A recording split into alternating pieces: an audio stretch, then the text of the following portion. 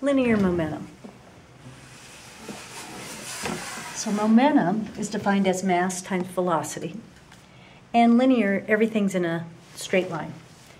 Momentum, the variable is lowercase p, and it equals to mass times your change in velocity. Remember, delta just means final minus initial. Our units for momentum, mass is in kilograms, velocity in meters per second, so we have kilograms times meters per second. Now, momentum can be in any mass unit and any velocity unit, but it'll be helpful to use kilograms times meters per second later on, so I encourage you to use those units.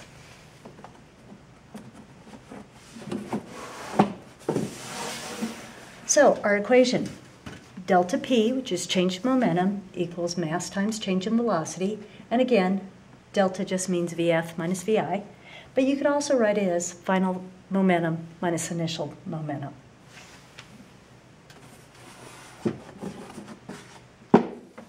So, an example. We have a baseball, and it's pitched at 40 meters per second. The batter hits the ball horizontally to the pitcher at 50. Now, on these problems, think about what it really looks like. All right, so draw a picture somehow. The question is, calculate the change in momentum of the baseball. So initially, my ball's going this way, so it's left the pitcher's hand, hasn't reached the batter yet. VI is 40 meters per second. The mass is 135 grams, so I've changed that to kilograms. On the way back, it's going the opposite direction. So mathematically, I need to make one of these negative to show the change in direction. I prefer to make VI negative. You'll see why in a second. This is a super important step, and it's overlooked quite often. Think about drawing a picture. It's going one direction, and then the batter hits it, and now it's going the opposite direction. Velocity has magnitude and direction. You need to calculate that.